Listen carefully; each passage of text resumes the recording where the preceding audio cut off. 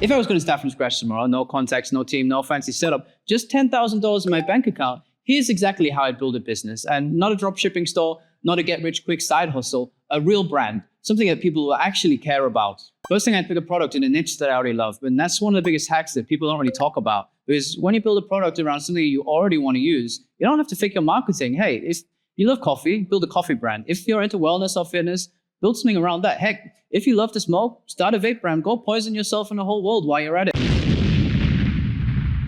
Because the content, the product ideas, and the community, it's all going to come naturally to you. It's way harder to make a product that, one, that you don't understand or like. Two, you wouldn't even use. I actually have a friend that owns a jewelry company. He's like a middle-aged guy, and his jewelry is aimed at younger women. And he always asks me, it's like, hey, Dan, how come my product doesn't make money? And a lot of it comes down to the fact that he just doesn't understand his customer very well.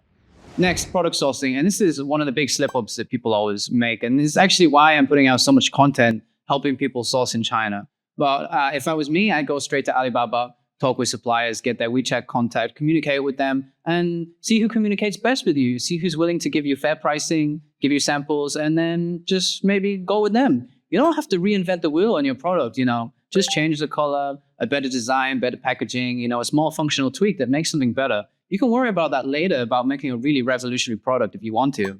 Here's how I'd roughly break down that 10K. I'd probably spend about $3,000 on product development and samples, getting your product right, getting your quality right, ordering samples from different suppliers. Maybe you need to pay for some molds, injection mold. Avoid that, but you might need to pay for printing mold or color molds. This kind of thing is, you need to think about $2,000 on the first production run. You need a small run. You need at least some products to start selling.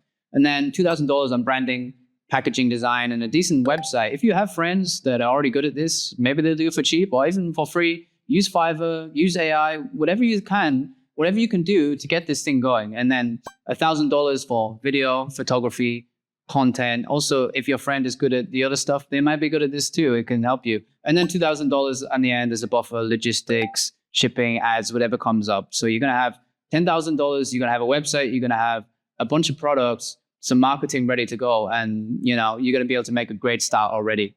This is really the point that most people don't even get to. I mean, how many times have you had an idea or your friends have had an idea and then they never get to start anything? Maybe you overthink certain things. Maybe you think everything has to be perfect. Maybe you think it's not good enough. But the truth is, you just have to get something started and then worry later about making it perfect. Get a start making some marketing, start getting some sales, and eventually it will come. Then I start documenting everything online, the sourcing calls, the branding decisions, the samples arriving, testing, everything. People are going to be interested in that because that's your marketing. It's you, your personality, and then it's your brand on the side, and then by the time you actually have some products ready to sell, you're going to have some customers ready there. Maybe they're going to actually even buy your product. Otherwise, you're going to spend 6-8 months branding, packaging, doing this, doing that. And then by the time you start, you're starting marketing from scratch. This way, you already have a customer base ready to go. Forget overnight success. The goal isn't to build a brand that's making $100K a month in 3 months.